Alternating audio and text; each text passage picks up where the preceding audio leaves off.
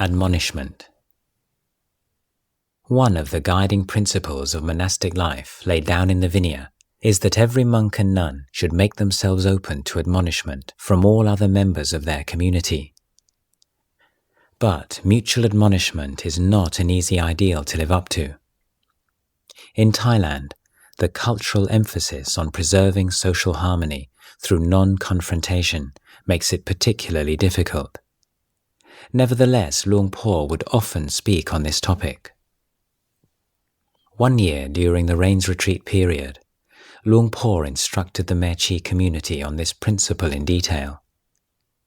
By this time, his health was in decline and he had been unable to visit the Mechi section as often as he had in previous years. He emphasized the importance of each Mechi learning how to admonish themselves as a foundation for admonishing others. They had to learn how to teach themselves, how to take care of their minds. Before admonishing anyone else, you should admonish yourself. Why? Because if you don't, and that person doesn't accept your admonishment, then you may lose your temper. You have to put yourself in a good frame of mind first. Then, if she scolds you or abuses you, you won't let it affect you.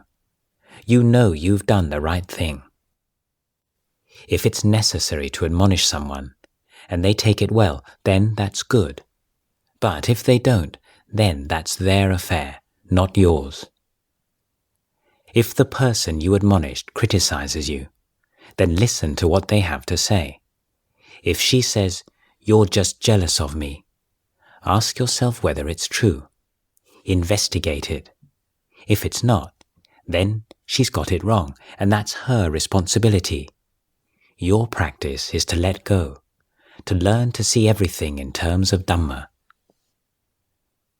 Those who received admonishment were to constantly train themselves to be open to the words of others, even if they seemed unfair or inaccurate. Learning how to deal with praise and blame was an essential element of the path to wisdom. You need to learn how to take responsibility for your speech and actions. Then, if you act with a good intention, and you're accused of acting with an impure intention, you can be at ease, because you know your own mind, and you know for sure that it's not true.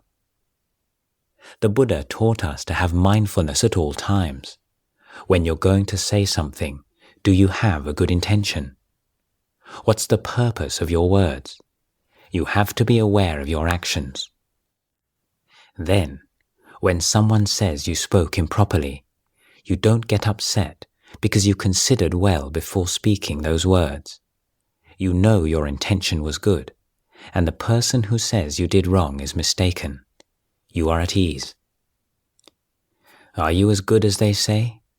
You have to know yourself. Don't believe anyone else. Watch out. They say you're bad. That's someone's words. They say you're good, and it's just words. It's not who you are.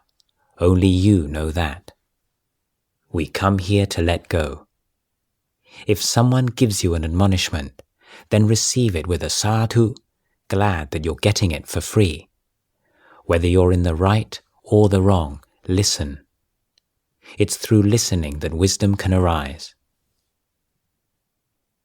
He illustrated his advice with his own interpretation of a Zen training method. The Zen masters teach their students to reduce conceit and views. There's not much study involved. If students start to nod while they're sitting in meditation, the teacher hits them on the head with a long stick. The student says, "Thank you, sir, for being so kind as to hit me on the head with your stick. It reminded me of what I'm supposed to be doing. Thank you, sir." Can all of you Mechis living here thank each other for admonition? Give it a try. It takes wisdom. If any of you get drowsy during meditation, have Mechi Kamfa hit you over the head with a stick, and then say, "Thank you." Could you do it? Understand this point. The Mechis were to see how valuable it was to receive admonishment and how fortunate they were to be in a situation where they could receive it. All of you have an advantage over me. I invite you to admonish me if I do something wrong, but it's difficult for you. Nobody does it because I'm the teacher and you don't dare to. That's why practice as a senior monk is so hard. Sometimes the teacher does something wrong, and everyone just lets him carry on doing it without him realizing it's wrong. It's difficult for a teacher to find someone to teach him, but all of you are lucky. If you do something wrong, somebody tells you straight away. It's a really good thing. Don't think negatively about it. Try to see that practice is exactly about things like this. If you let go, if you put something down, it comes to a halt. It's no longer heavy. It's the attachment that's heavy.